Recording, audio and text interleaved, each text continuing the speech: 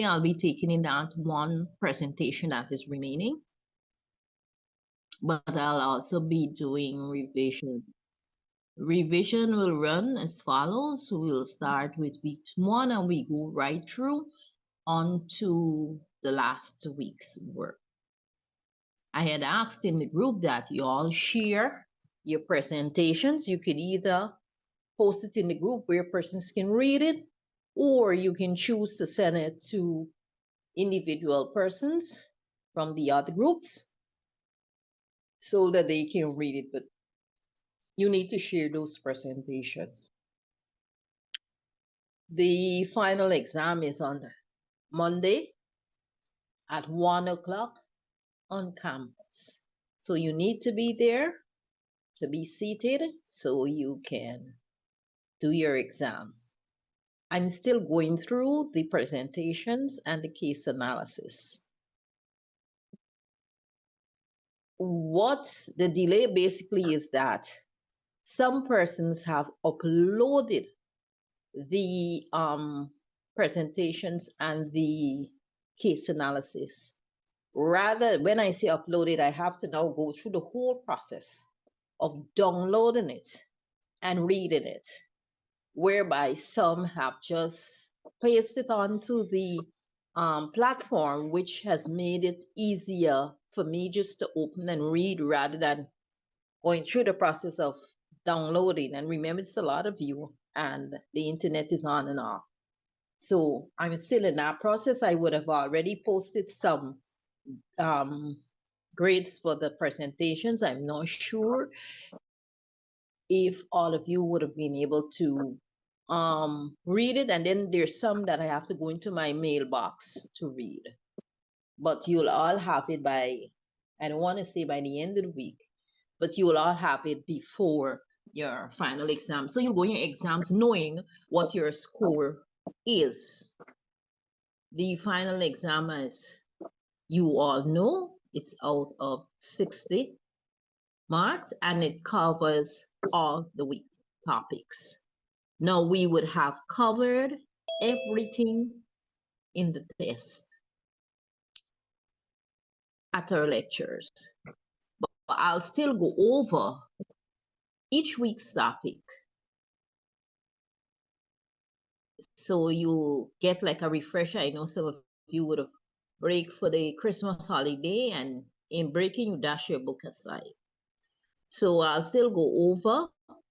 We'll sort out whatever you didn't understand, whatever you would have missed. And I'm doing this because I know the internet wasn't our friend for last semester. Some Fridays we barely had class, some we didn't because the internet, some of you, because of the blackout that we had all day, some of you were not able to get into class that afternoon because you hadn't enough juice on your device to be in class. And that's what some of the reasons I'm doing these 2 extra sessions with you, in order for you, because I understand the challenges that we were faced with last semester when it comes to the Friday, when it comes to getting into class, and there's blackout all day. We had it more than once. We had blackout all day. And some persons in some areas, by the time the current came on back, it went off back. Some persons didn't get to charge a device all day because it was blackout all day. And we had different challenges. So I'm going to be going over from weeks 1 to the final week. I'll take a portion this week and I'll take a portion, the other half, next week. So we would have covered everything. If there's anything along the way you do not understand, please ask. Now, some of you are signing in with more than one device. I suggest you sign in with one device because the internet at my end too is kind of weak. So if you're going to try signing in with more than one device, it might put a strain on others not being able to get in as they should. Are y'all hearing me? Yes, miss. I know if I tell y'all to ask questions, some of you may be all over. So I'm going to start with weeks 1. I'm going to go through weeks 1's work. And go on to week 2, and as such, when I'm finished with week 1, you can ask questions and we go along. Now, week 1 was covering knowledge of self, and knowledge of self, basically, it's a core concept in social work practice. It basically involves us as practitioners being aware of our values, being aware of our beliefs, um, the emotions we carry, our attitudes of behavior. And basically, it's using these various awareness and how they basically influence our professional relationship. Now, we, over the years as social workers, we use the Charles Horton Coley's concept, which is the concept of the looking glass self. And this basically provides a useful theoretical framework for us understanding how self-knowledge develops through social interaction. So we draw on Cooley's ideas, and the readings that were provided on your course outline, they have examined the importance of the knowledge of self in social work practice. So if we're to look at Cooley's and looking glass self, and you can look up this and see, he proposed that the self is not formed in isolation but develops through interaction with others. And that's what we call it, the looking glass self. The looking glass self consists basically of three key processes, and they are basically, we imagine how we appear to others, we imagine how others judge that appearance, and we develop feelings about ourselves based on those imagined judgments.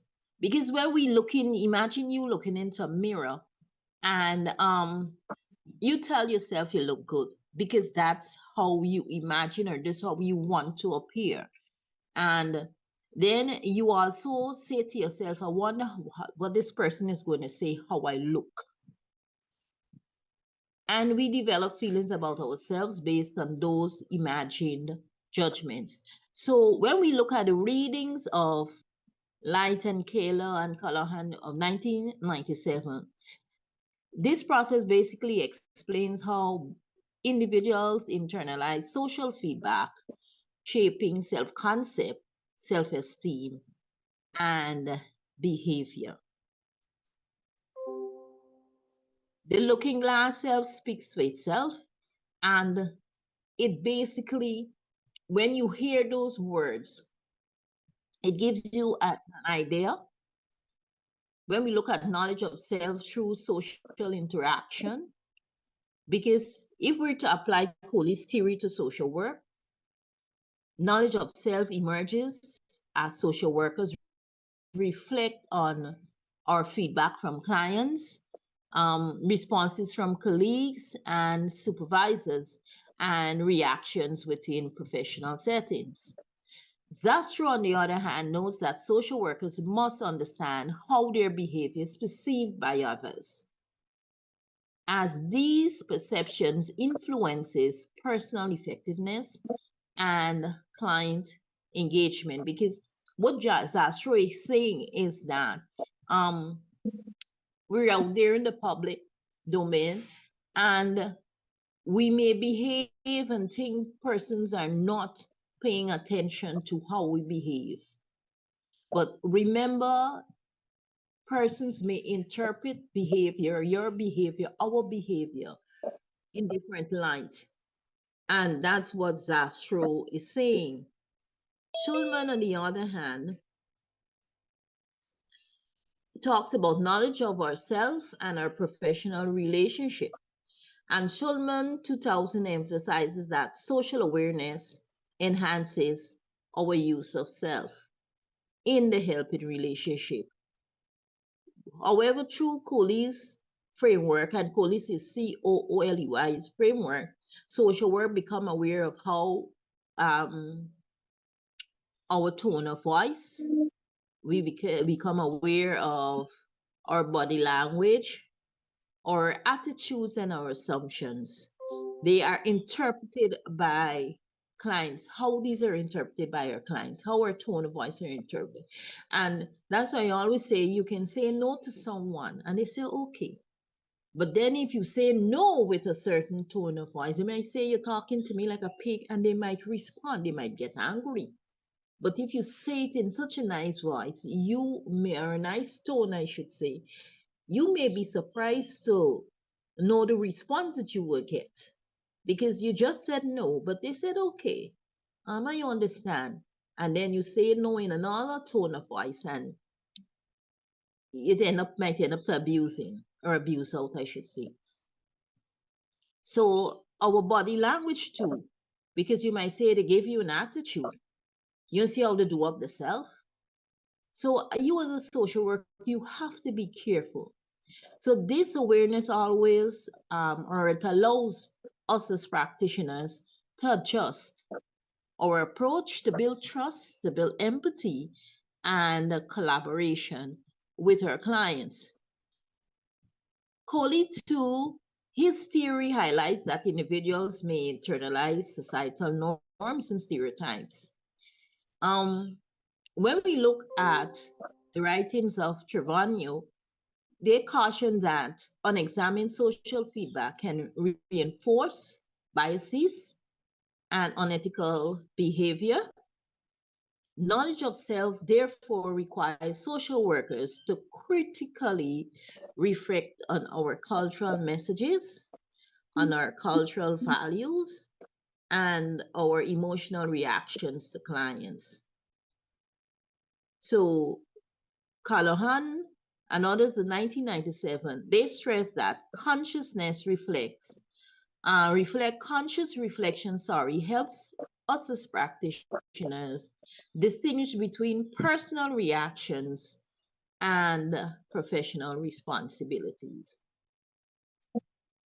When we look at knowledge of self and ethical practice as suggested by Trevano of 2019, they link self-awareness to ethical decision making. So social workers who understand how their self-concept is shaped by others are better able to manage the power dynamics. They're better able to avoid imposing personal values, and they're better able to maintain professional boundaries. This is particularly important when working with the vulnerable population. Zastrow, 2007, they highlight, or Charles Zastrow, I should say, highlights that knowledge of self includes recognizing emotional responses such as anger, such as frustration, or over-identification with clients. Through Coley's perspective, social workers learn how emotional reactions are influenced by interactions and perceived judgments, allowing for better emotional regulation. So, developing a knowledge of self in social work practice, according to the authors that we would have listed in that course outline, social workers develop knowledge of self through supervision and peer feedback, because when we talk about supervision and peer feedback, is use a social worker um, going about your daily interaction with clients, but at the end of the day, at the end of the week, you may have a development session with your supervisor or with your colleagues, and they might be able to point out to you some of your weaknesses, some of your strengths. Fair enough, you might say you don't have to tell me, I know.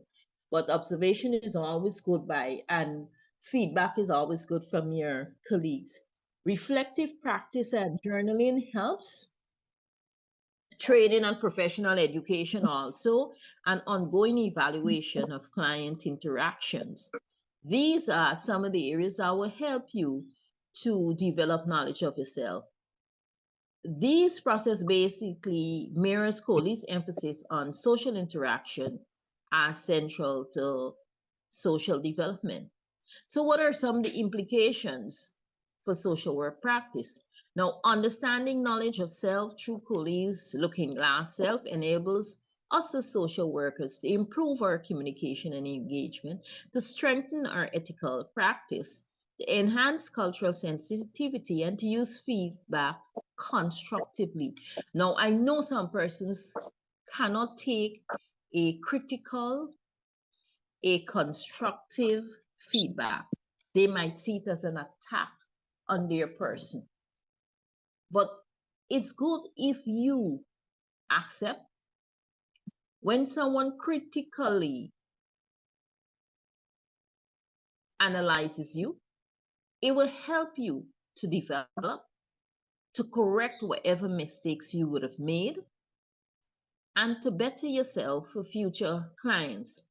So it basically encourages continuous professional growth, and it also encourages accountability. So when we look at Horton's theory, it provides a valuable lens for understanding yourself in social work.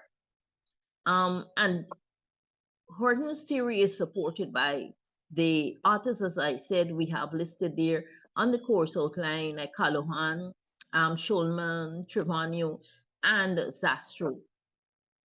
Self-knowledge is socially constructed, and it's essential for ethical, for effective, and reflective social work practice. Understanding how the self is shaped through interaction, social workers can better serve clients with empathy, with integrity, and with professionalism. Any questions? That's week one in a nutshell, when we talk about knowledge of self. And we use the Looking Glass Self by Coley to point out the different aspects as it relates to knowledge of self. It's being aware of your strengths, of your weaknesses. Any questions on week one?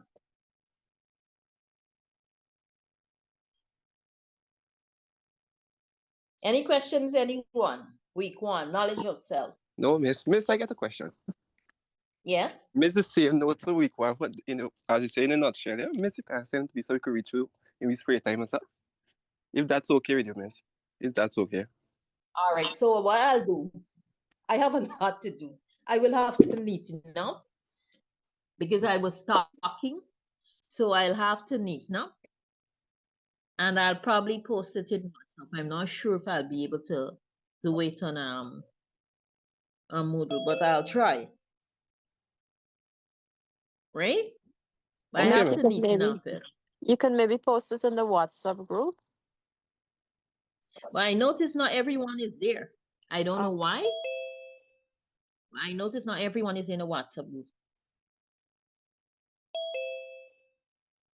But I'll have to neaten up and see how I can, get it out.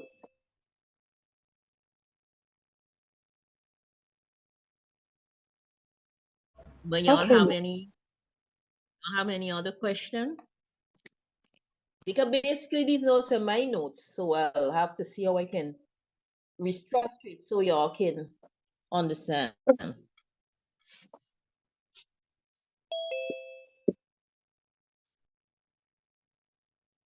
Any questions? No, miss. Okay. So I'll go into week two. Y'all are clear as to what the Looking Glass Self talks about. And the final exam comes from all the subject areas. And that's why I'm going through from weeks one. I'm starting weeks one, going right through. Now, when you were given the presentation to do,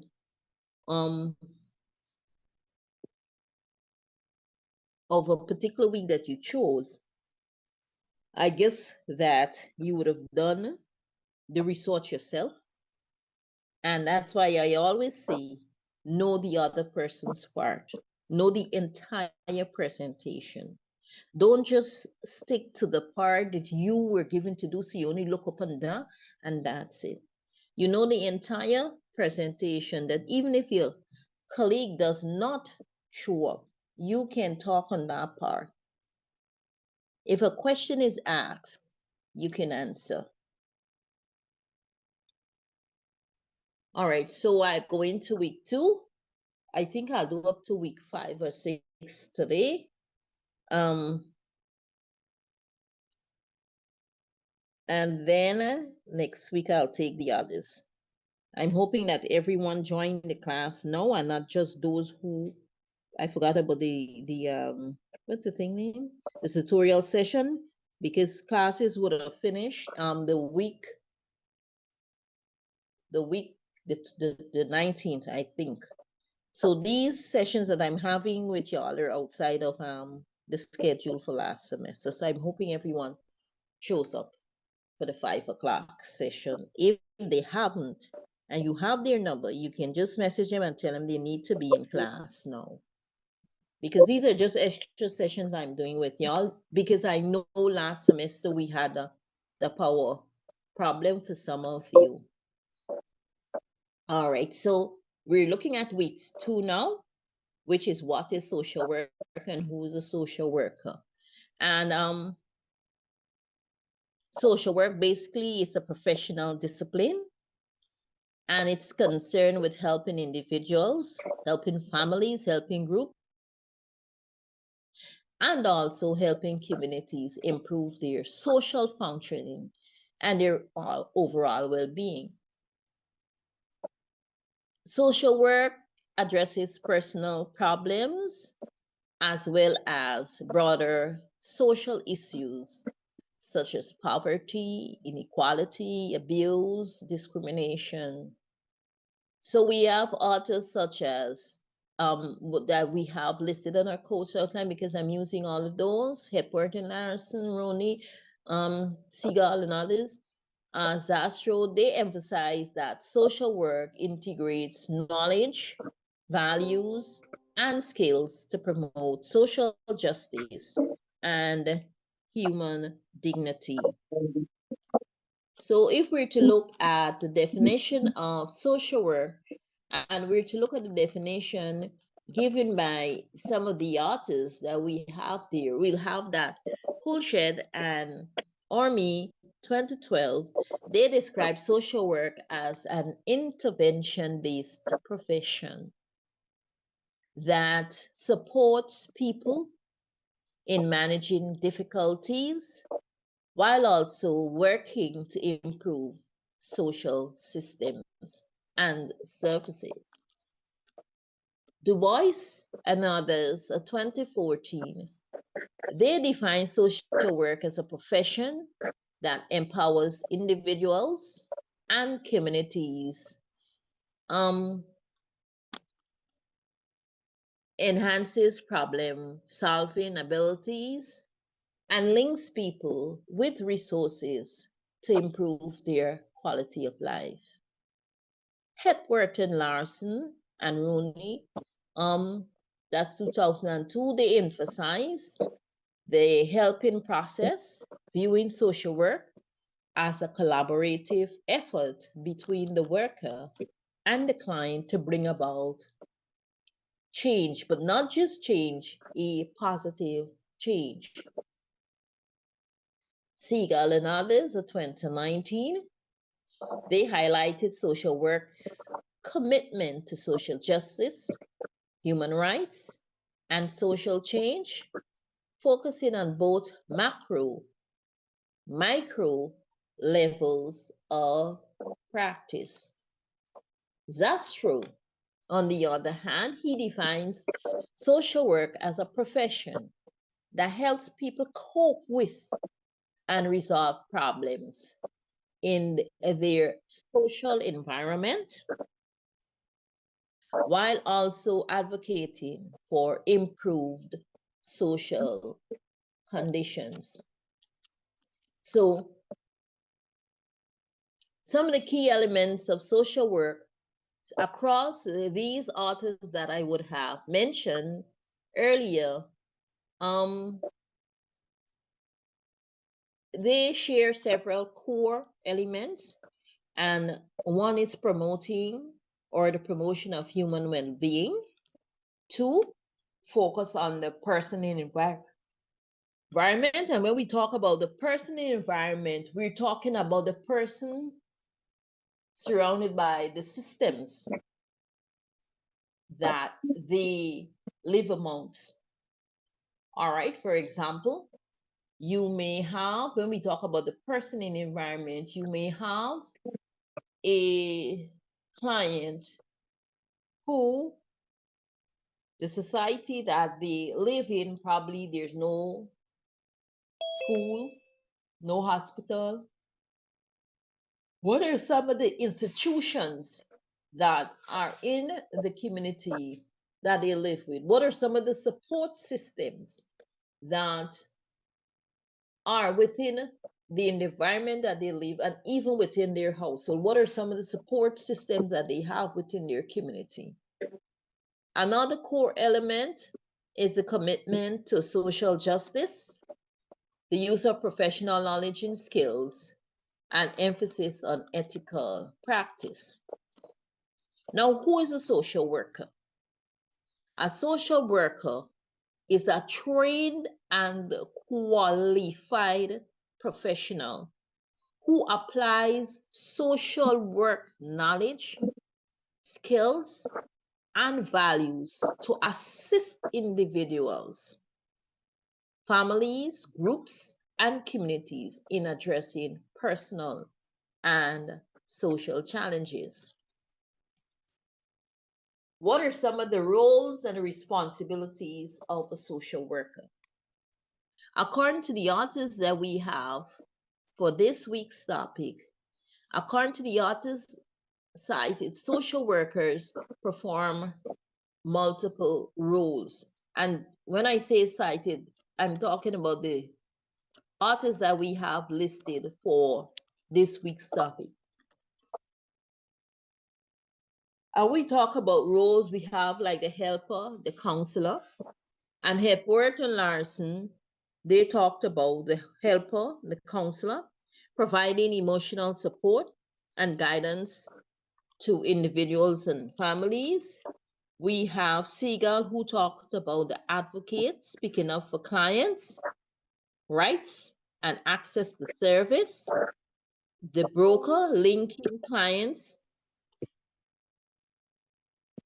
with community resources and services. That's the wise.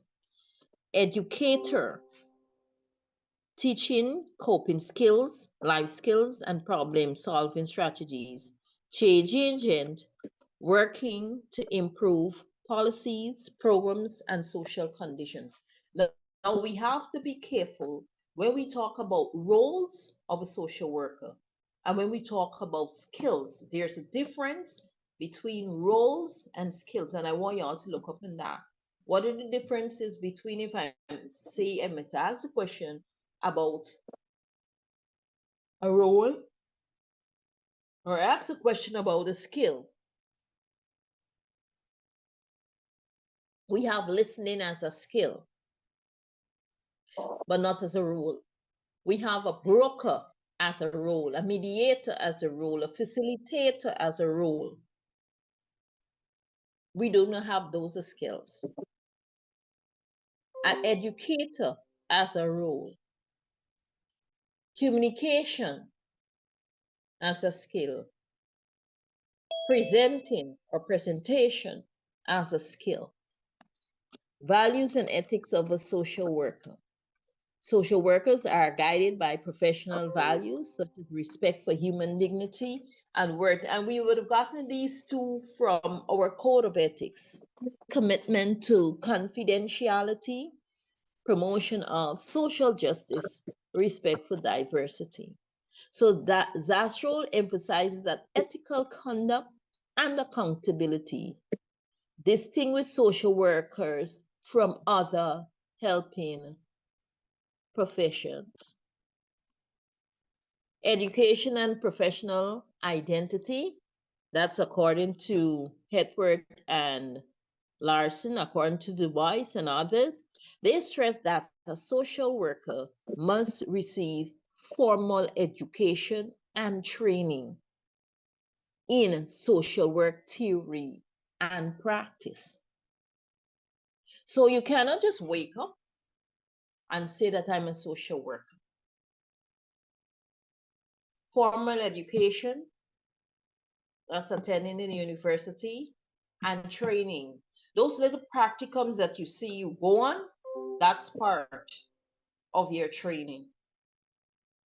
So while someone might say to you, oh, social work is an easy course, it might look easy, but you are assessed not only by the theory part of your course, but also by the practical part of the course. Some courses, some programs do not have a practical part.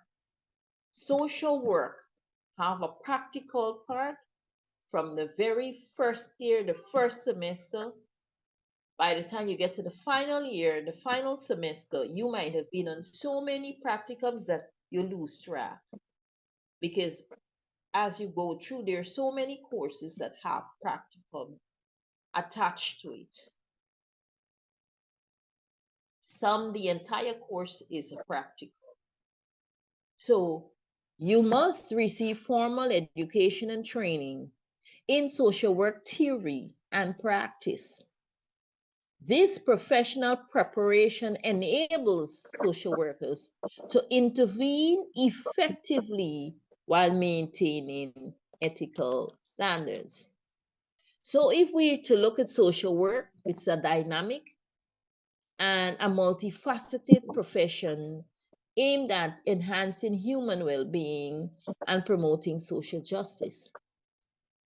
A social worker is a trained professional who applies specialized knowledge, skills, and values to help individuals and communities address challenges and achieve meaningful change.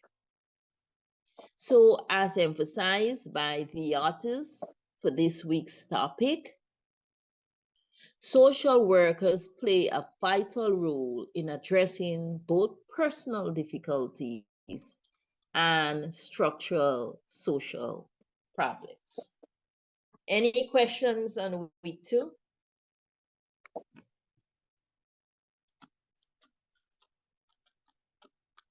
Any questions?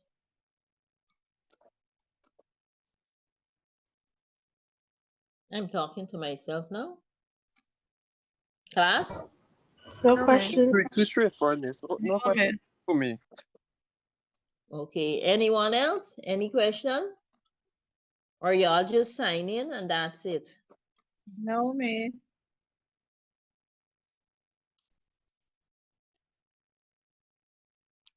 All right, so I'm going to go into week 3, which is the basic assumptions underlying the practice of social work. And this is from the interactional model perspective. So far, we would have covered knowledge of self, and it talks about self-awareness. We would have covered what is social work, who is a social worker. So we're looking at basic assumptions underlying the practice of social work. And we're using the interactional model for this topic. And what is the interactional model of social work?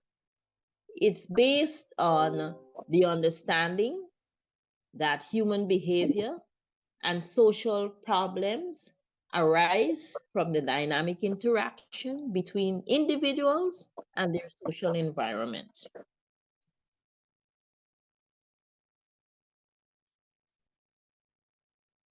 It is based on the understanding that human behavior and social problems arise from the dynamic interaction between individuals and their social environment. So rather than viewing problems as solely personal or purely social, this model emphasizes the reciprocal relationship between people and their surroundings.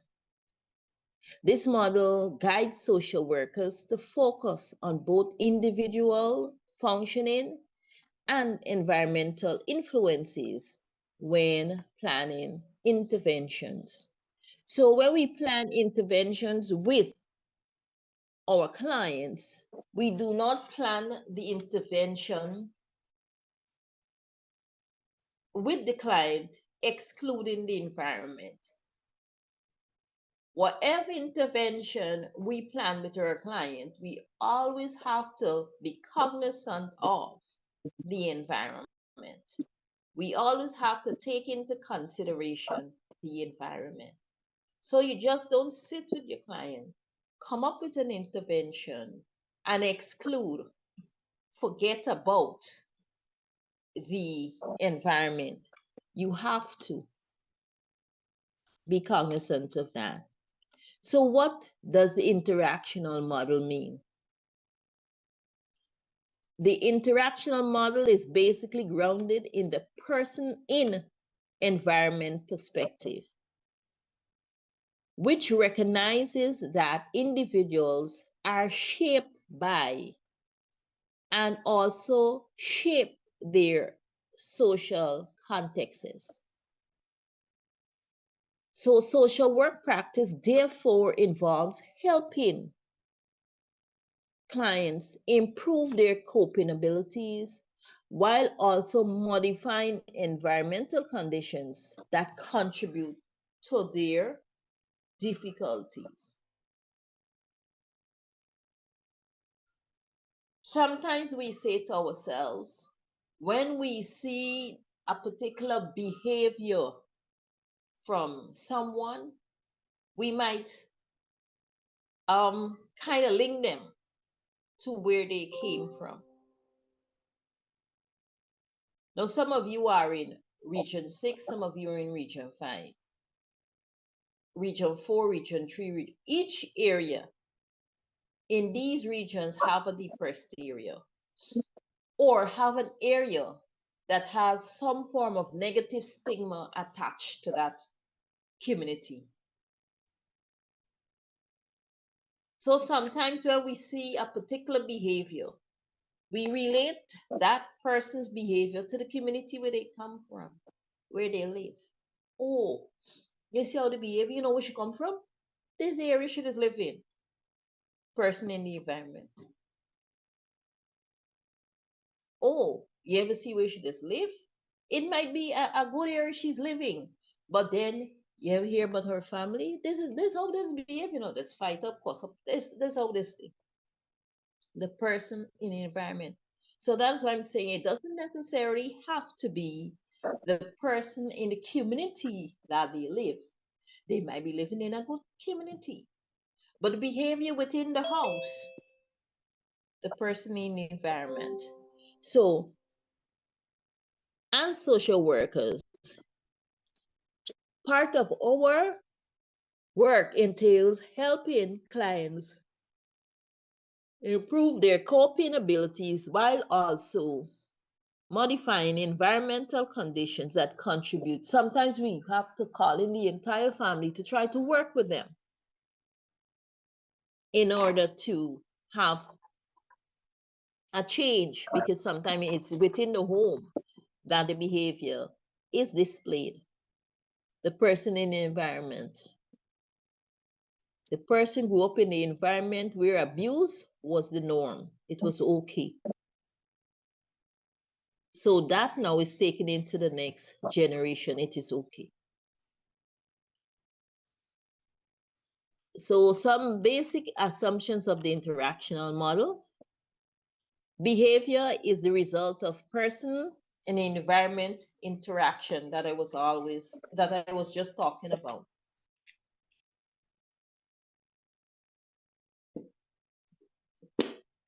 A core assumption is that human behavior cannot be fully understood in isolation.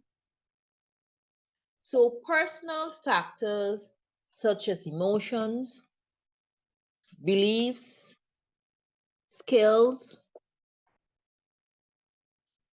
interact with environmental factors such as family, their culture, the institutions, and the social policies that exist within that environment.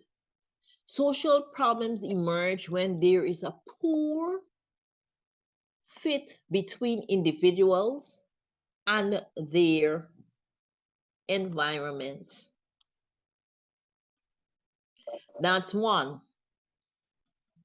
basic assumption of the interaction model,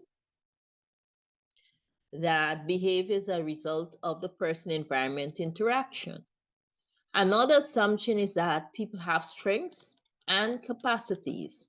And what it is saying is that the interactional model assumes that all individuals, that families and communities possesses strengths, possesses resilience and problem-solving abilities.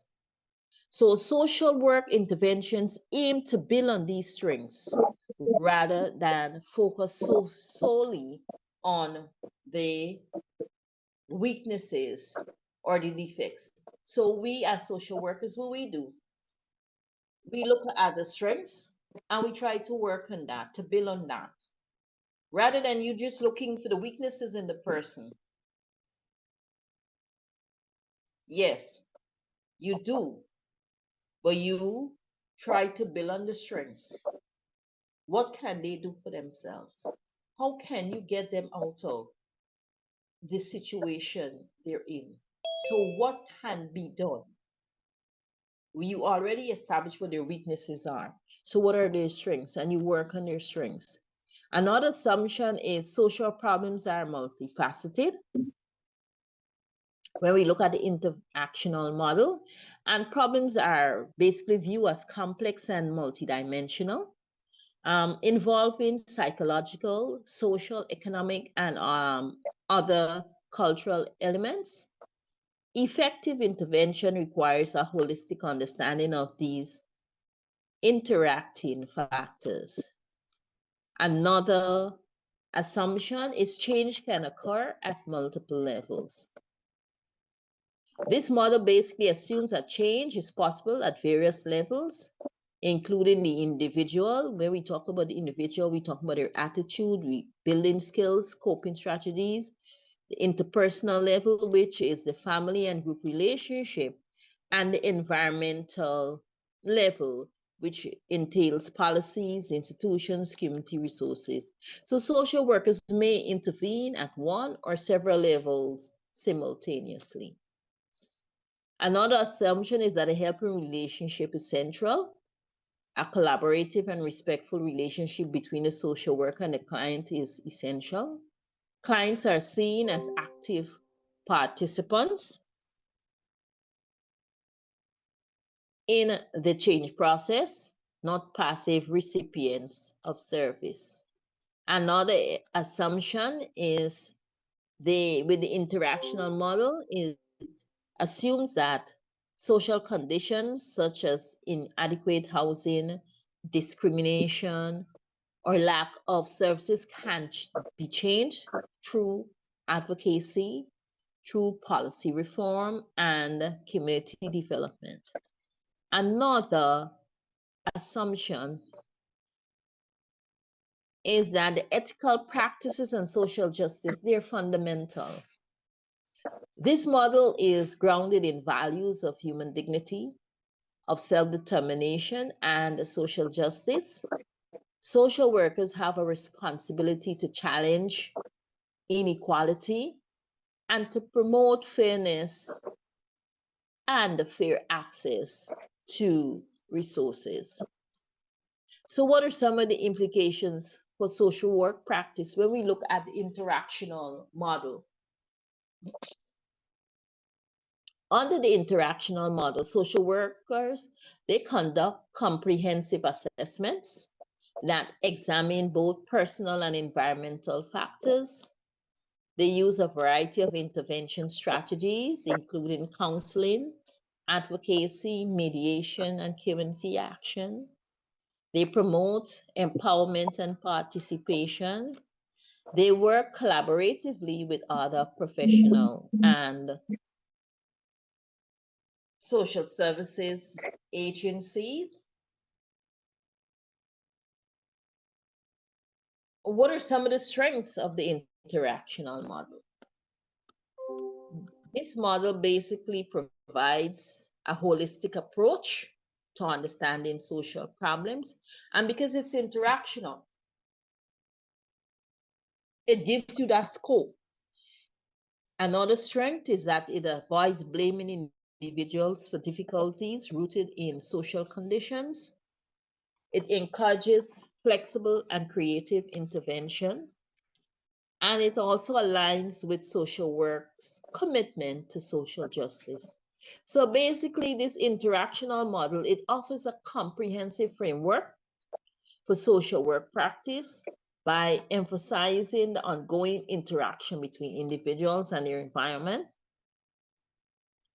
Its basic assumptions highlight the importance of strengths, of collaboration and ethical practice, and of multi-level intervention. By applying these assumptions, social workers are better equipped to address complex social problems and to promote meaningful, sustainable change. That brings us to the end of week 2. Any questions? I'm going to stop talking and leave y'all to ask me when y'all don't understand. And I'm going to do that now before I continue.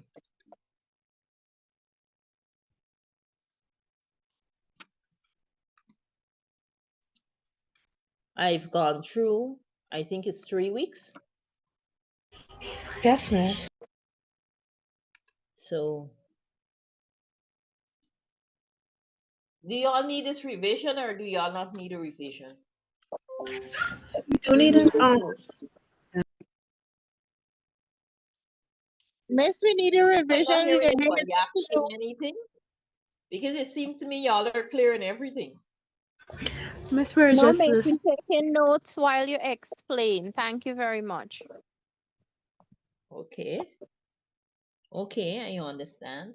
But y'all not asking any questions. I'm here at the other end thinking that y'all know. Okay, so we go into week 4. And week 4 talks about the mission, the values, and the purposes of social work. And the thing is, although you were doing the presentation, there were points when I was doing the notes, and I hope y'all were making notes of those too.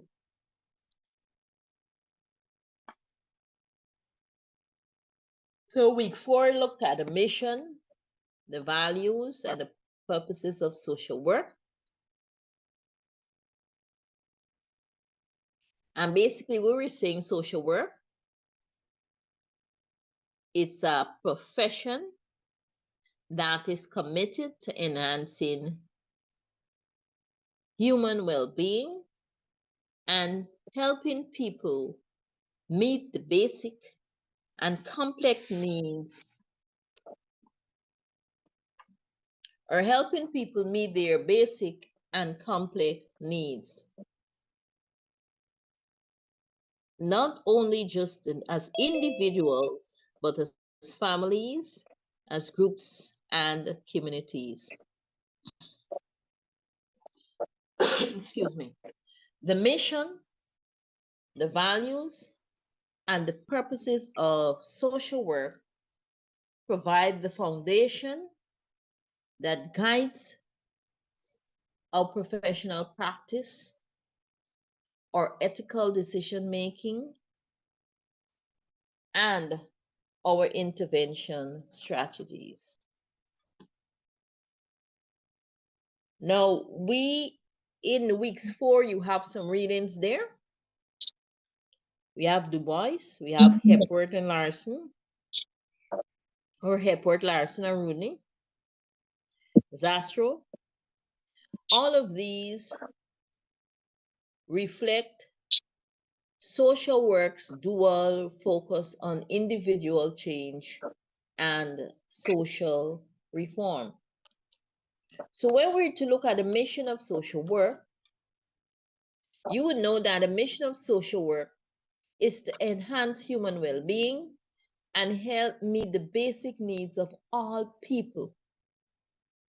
However, with particular attention to individuals and groups who are vulnerable, who are oppressed, and who are living in poverty. So we help meet the basic needs of everyone, but we pay particular attention to, don't get me wrong, we pay attention to everyone, but particular attention to groups who are, or individuals who are vulnerable, who are oppressed, and who are living in poverty. Du Bois and others of 2014, they emphasize that the mission involves empowering individuals and communities. The mission also involves promoting social justice and human rights. Du Bois also emphasized that the mission involves strengthening social functioning. Hepworth and others noted that the mission also includes helping people cope with problems in living while improving their interaction with their social environment. Zastrow, on the other hand, highlights that social work seeks to promote positive social change, improve social institutions, and ensure access to resources and opportunities. When we look at the values of social work, the values are the ethical principles and beliefs that guide social work practice. These values shape how social workers interact with clients and society. So, what are some of the values? We have respect and dignity, respect for the dignity and worth of the person. And what is this saying? Social workers recognize the inherent value of every individual and respect clients' right to self-determination. And Zastrow speaks to that. And when we look at self-determination is one of the principles that Bstick talks about. Felix Bstick identified several principles that guides the social work practice. And the client's right to self-determination is one of those principles. We have another value, social justice. Du Bois and others of 2014 stressed that social workers have a responsibility to challenge social justice, to challenge discrimination and inequality through advocacy and policy change. Service to others is another value. Hepworth, Larson and Rooney of 2002 emphasized service as a core value, placing the needs of clients and communities above personal interests. And I can give you an example to that. For example, we had recently, was it Jamaica and some other Caribbean countries that were affected by the flood. Jamaica, we know, was hit hard. So you were tasked with going to Jamaica and not even going from here you're tasked with gathering items to send to Jamaica. But you see in between other items something that you think you need. So you decide to take it out for you and not send it to the people. Service to others. Placing the needs of clients and communities above personal interests.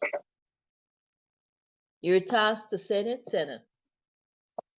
Don't say, oh, I'd long want one of these and I decide to take.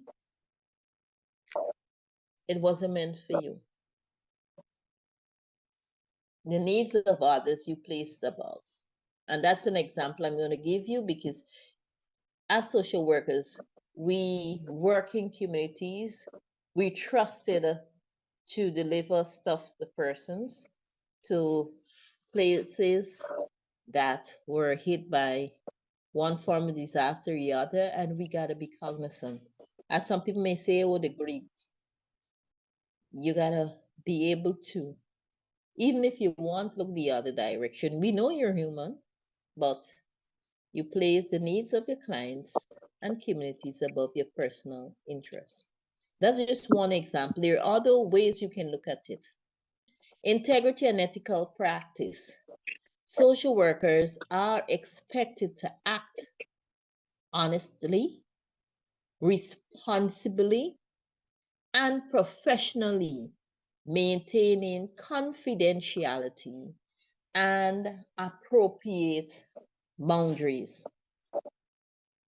Respect for diversity, that's another value. Social work values cultural competence and respect for differences related to race, ethnicity, gender, religion, disability, and socio-economic status.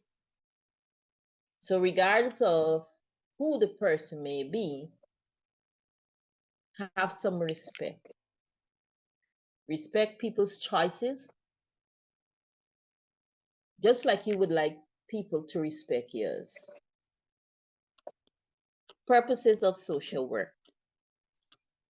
The purposes of social work refer to the practical goals the profession seeks to achieve through its interventions. And I'll give you some purposes. Enhancing social functioning. That's a primary purpose. And it's basically saying to improve individuals' and families' ability to function effectively within their social environment. And that's coming from HealthWork and others. Social workers help clients access services such as healthcare, housing, education, and social protection. So we link people with resources. That's another purpose. We prevent social problems. So Du Bois, they noted that social work engages in preventative efforts to reduce risks such as abuse, neglect, substance abuse, substance misuse, and family breakdown. These are just some examples that we engage in preventative efforts too. We promote as social workers, we promote empowerment and participation. So social work aims to empower clients to participate actively in decisions affecting their lives and communities. And for that reason, when we're interacting with clients, when clients bring their issues to us, you ask them an important question. What do you want? And that question simply helps them and indicates to them that they are the primary person in making decision for them. What do you want? The client comes to you, they would have laid out their issue, tell you their story, as we would say, and you ask them in a nice tone, what do you want? They might say, I don't know.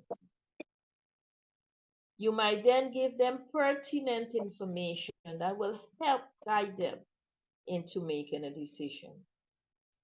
At the end of the day, the decision making is the client's. Of course, there'll be exceptions where there's a child involved and there's harm or danger. You, the social worker, might have to make a decision for that child. But where an adult is involved and the adult is, as we would say, get all the faculties intact, they can think for themselves and all of that, you allow them to make the decision. You allow them to participate in the decision and be one of the key persons in the making of decisions for themselves. Because you make a decision for them and they don't like it, when they leave your office, that's the end of the decision. They make a decision for themselves, they're more likely to act on it. Zastrow 2007 emphasized that social workers work to improve the effectiveness and the fairness of social policies and institutions. So what is the relationship between mission, between the values, and the purposes of social work? The mission basically provides the overall direction of the profession.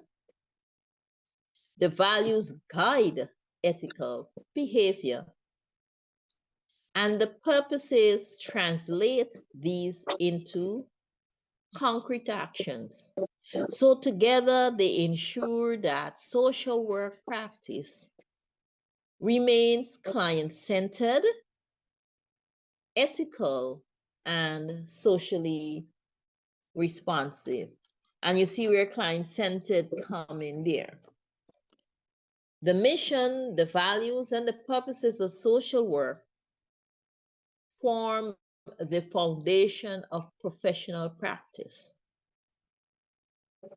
As stated by Du Bois, by Hepworth, and others, by Zastrow, social work is committed to promoting human dignity, social justice, and social well-being through ethical, through competent, and compassionate practice.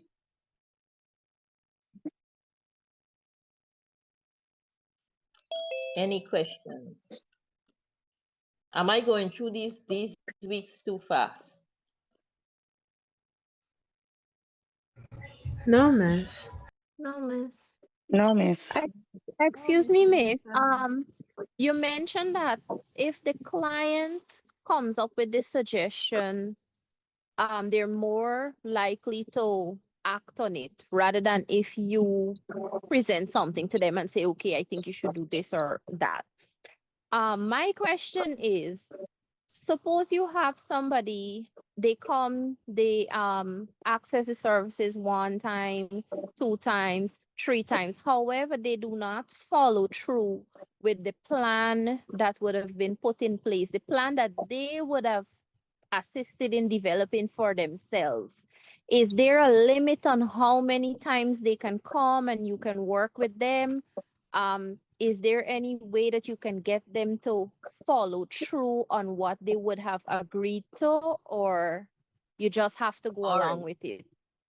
All right, there's no limited time, but it's important that you always check in with your clients.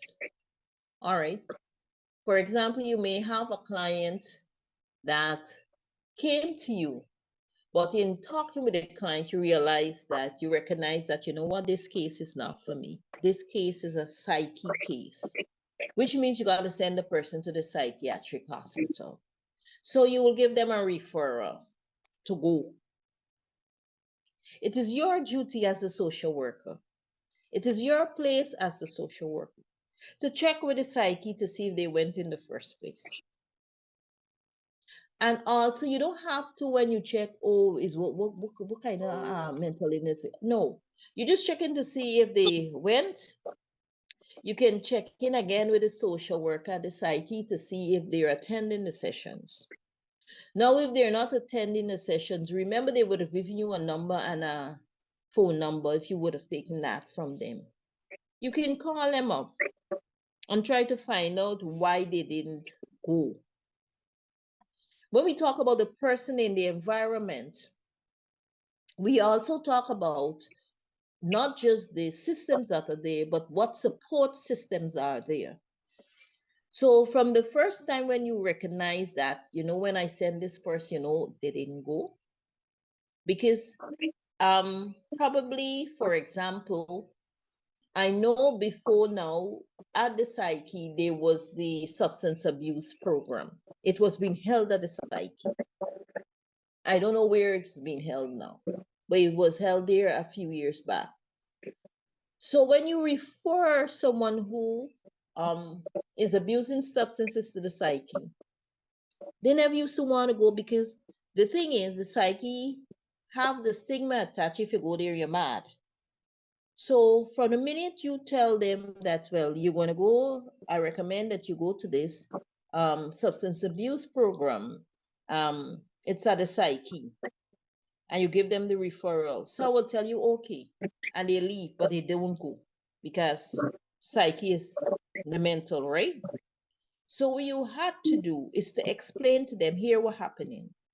This abuse program, they ain't got nowhere else to keep it. So they're just keeping it there. So when you go there, you a man, you just go in there because government ain't got nowhere else to keep it. So they keep it there. Whereas in what really was happening is the psychologist there was trained in substance abuse. So it's the same psychologist that was seeing the mental patient was also conducting, the psychologist and the social worker, they were conducting the substance abuse program. But you can't spell that out, although you're supposed to tell them.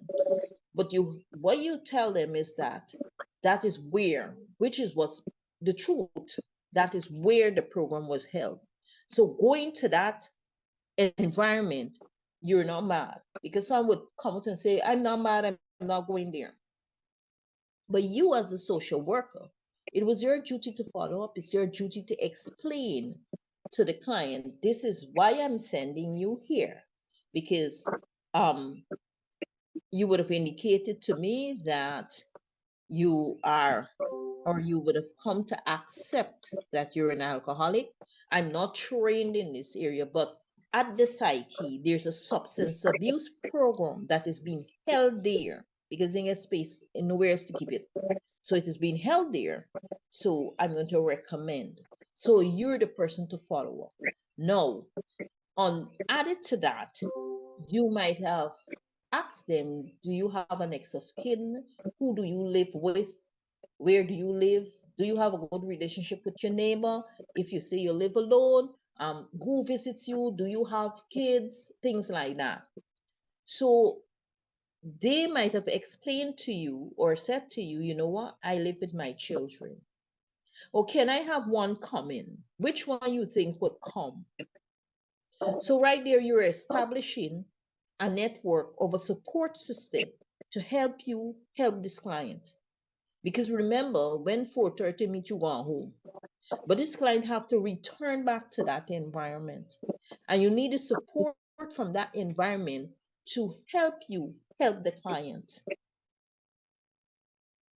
Some, fair enough, have no support system. Some do.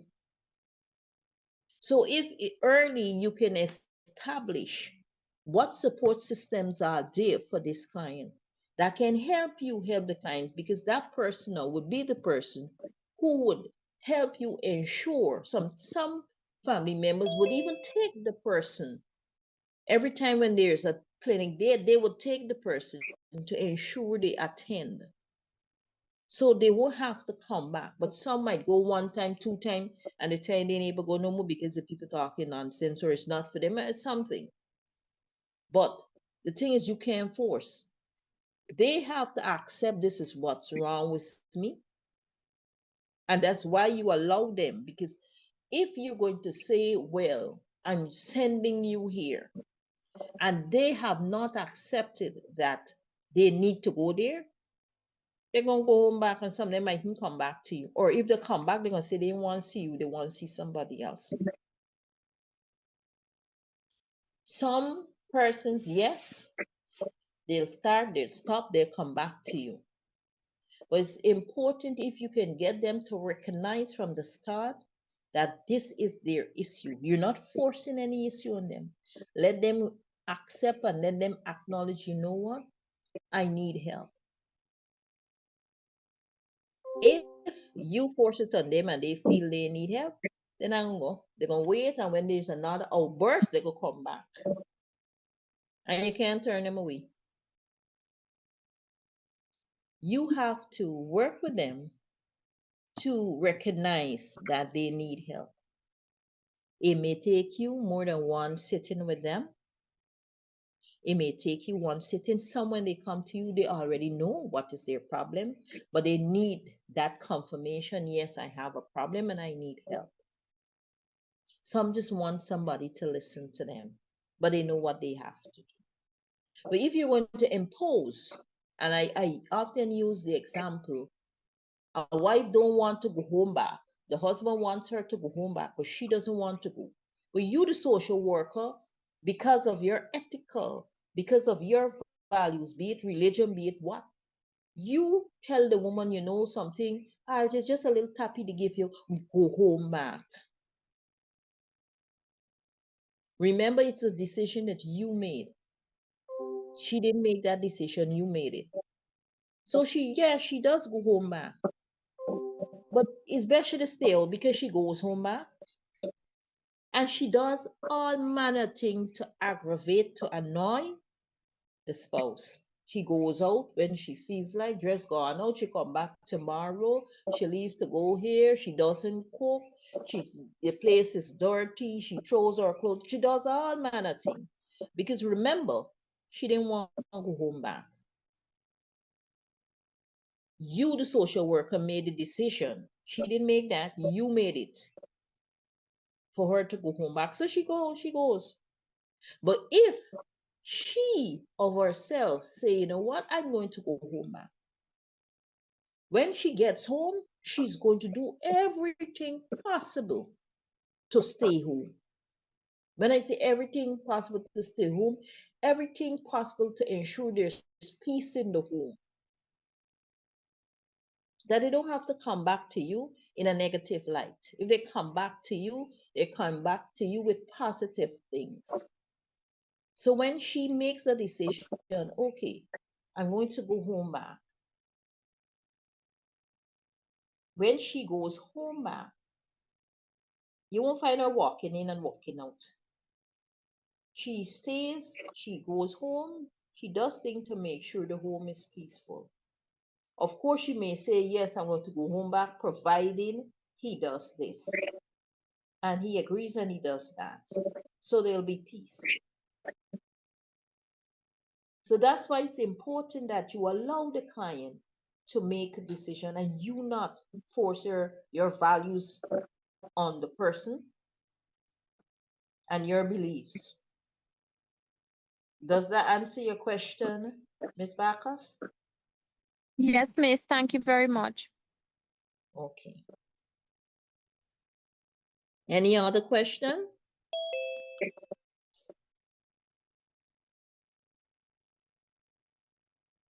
Any other question? Not for me, Miss. That clarifies a lot. Okay. All right. So we go to the next week's topic. That's what, week 5? The professional relationship. Yes, ma'am. Is that week 5? Yeah, I think it is.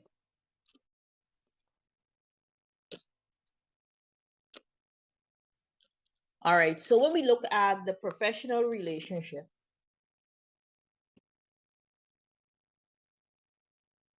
we're looking at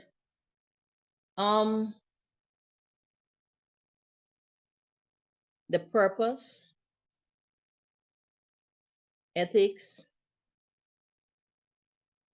and all that comes within the relationship. And we have also within the professional relationship, we have Ernest Greenwood, which I would allow y'all to look up on Ernest Greenwood. I won't speak to Ernest Greenwood, but I'll speak to everything else. But Ernest Greenwood, he talks about the professional relationship, and he talks about what are some of the things that are there for you to recognize the professional.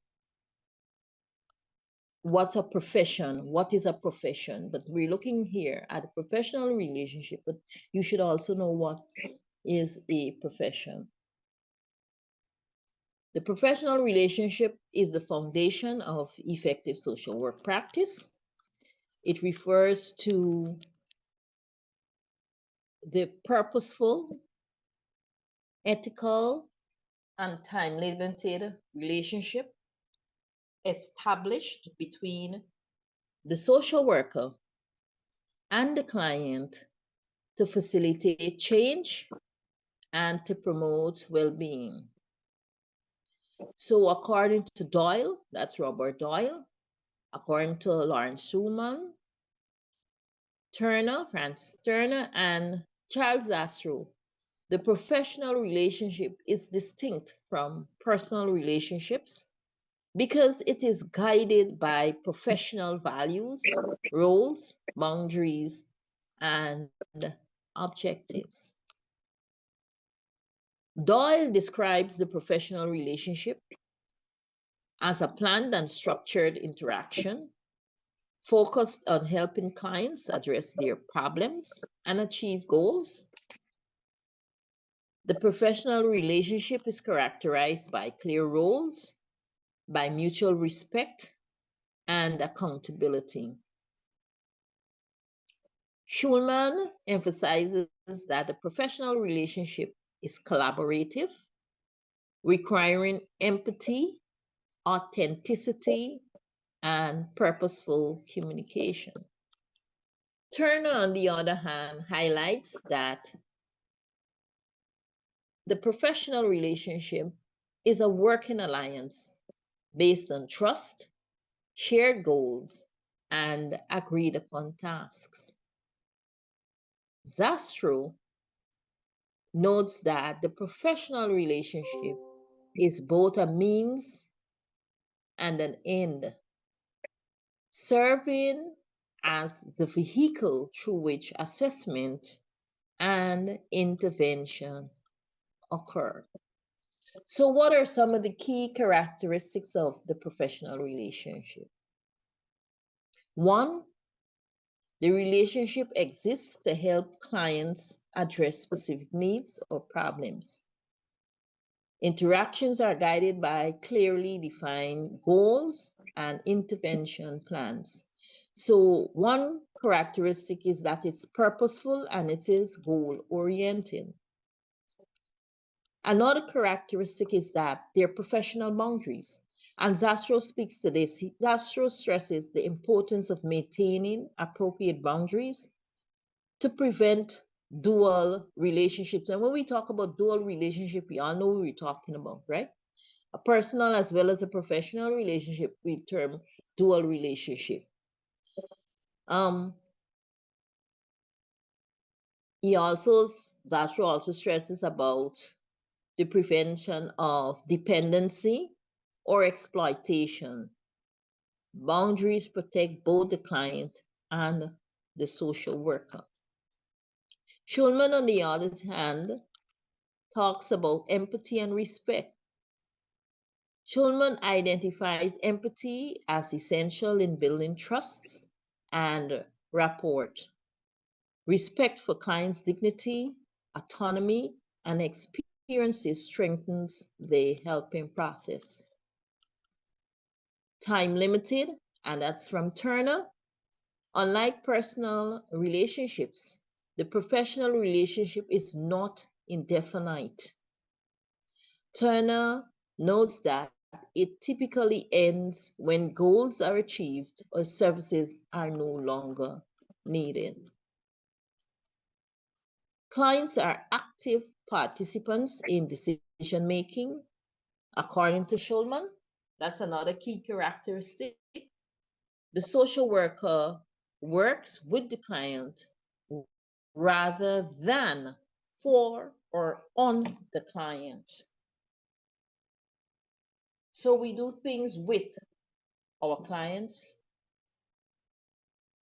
and if we do with, they're more likely to work than we do for. For creates dependency. Functions of the professional relationship. 1, a strong professional relationship encourages openness and honest communication because it facilitates trust and engagement. Another function is through the relationship, the social worker gathers information, assesses needs, and implements interventions. So another function is that it enables assessment and intervention.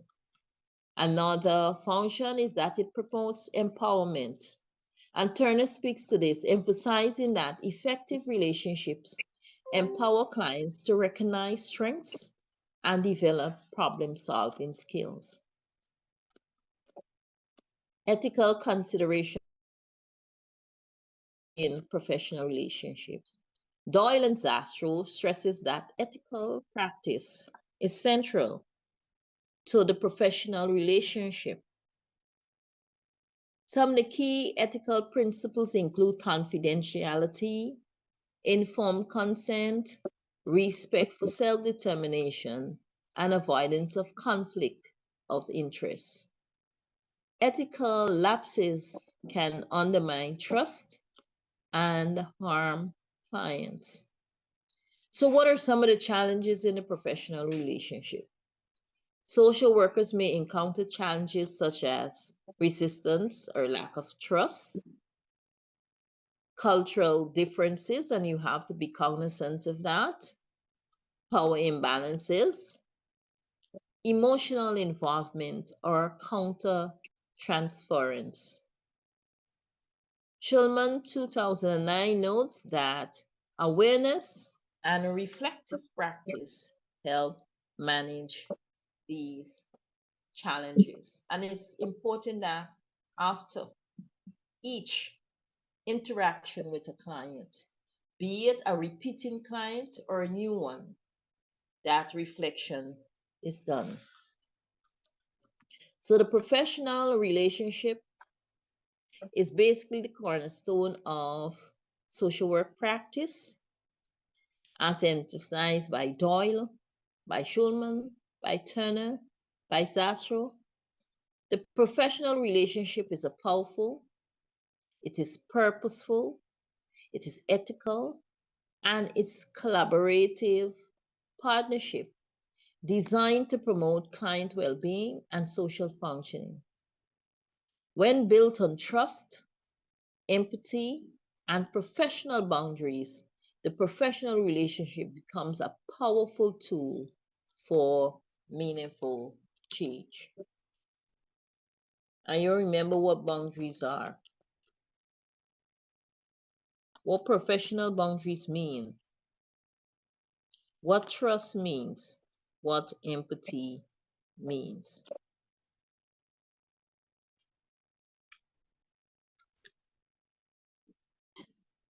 So we're going to look at week 6 now. Any questions before I go on to week 6? And then I close for tonight.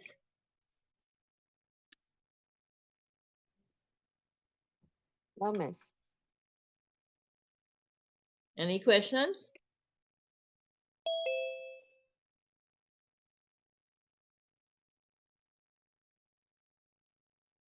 All right, so week 6 topic is development of social work as a profession.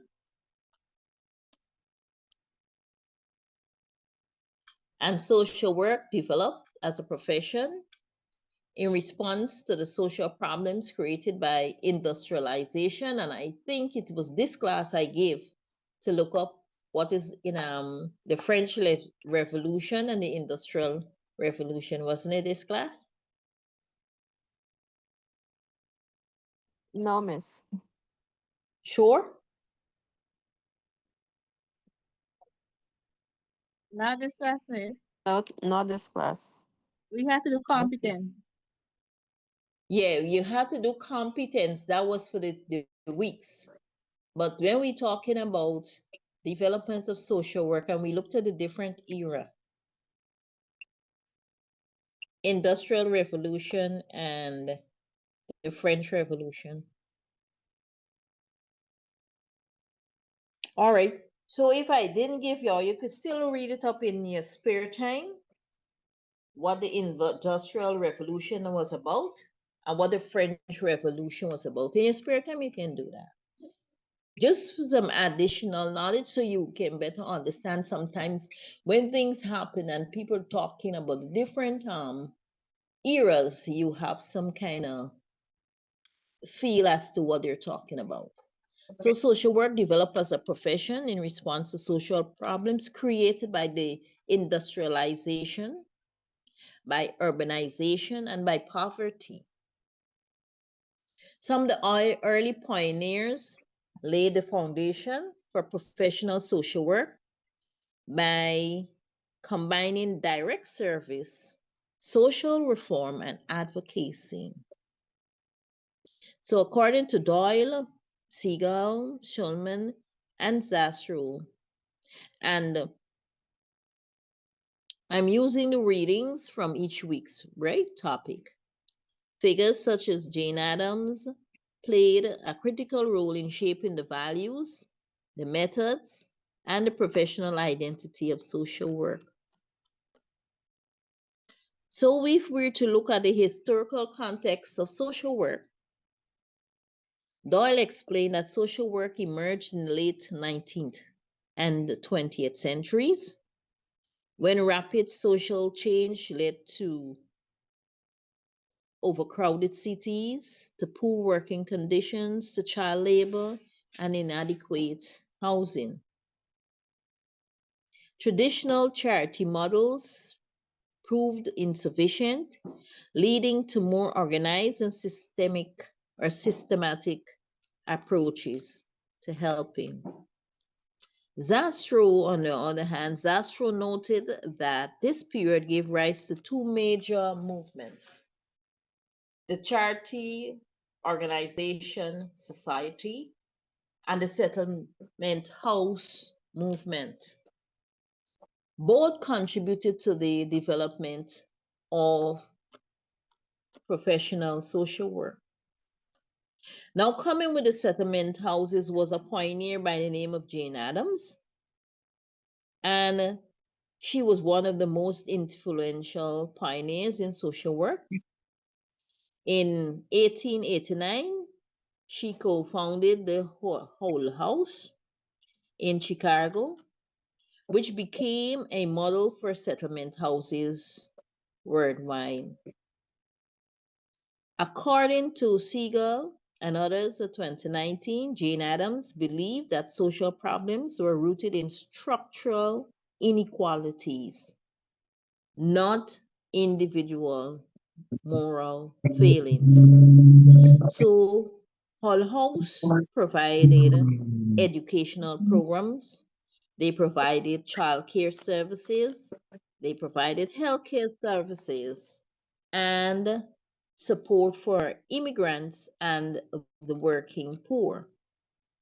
Her approach emphasized community engagement, social justice, and advocacy, which remain central to social work today.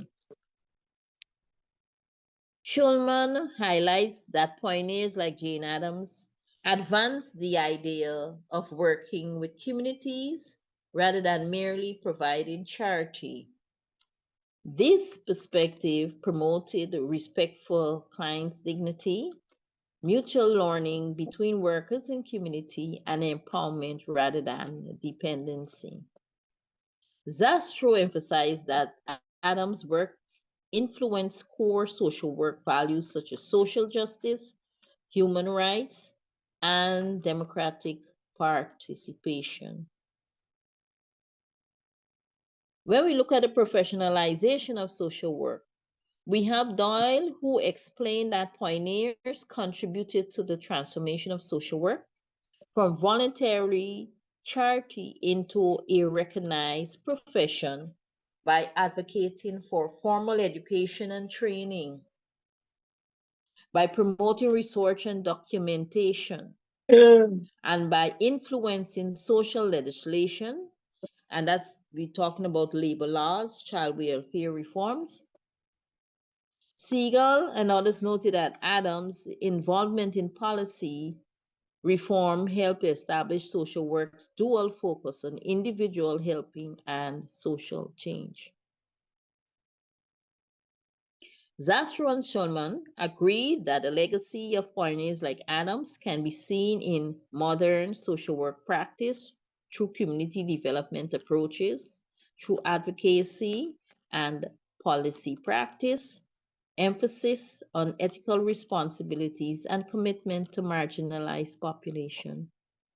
Her work laid the groundwork for modern fields such as community social work, social policy, and macro practice. So the development of social work as a profession was shaped significantly by pioneers such as Adams, as highlighted by Doyle, Siegel, Shulman, and Zastrow. Contributions to community engagement, social justice, and professional ethics transformed social work into a discipline and values-driven profession. The principles established by these early pioneers contributed to guide contemporary social work practice worldwide. So that brings us to the end of week 6. Any questions?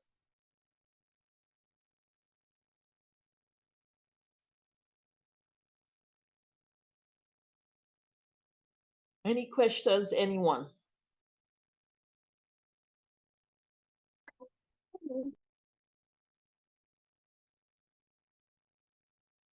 All right. So I'll stop here for tonight. I'll see how I can get these things straightened out so I can send them to y'all. I'm not sure when, but I'll do it. And I'll talk to y'all on Friday. Know that I'll be on campus on the 12th. Your final exam is the 12th, 1 o'clock on campus. Please ensure that you arrive early. I'm not sure which room we'll be using. I'm waiting on the university to say which room we'll be using for the exams, but I'll be on campus. Make sure you walk with your ID so you can enter the exam.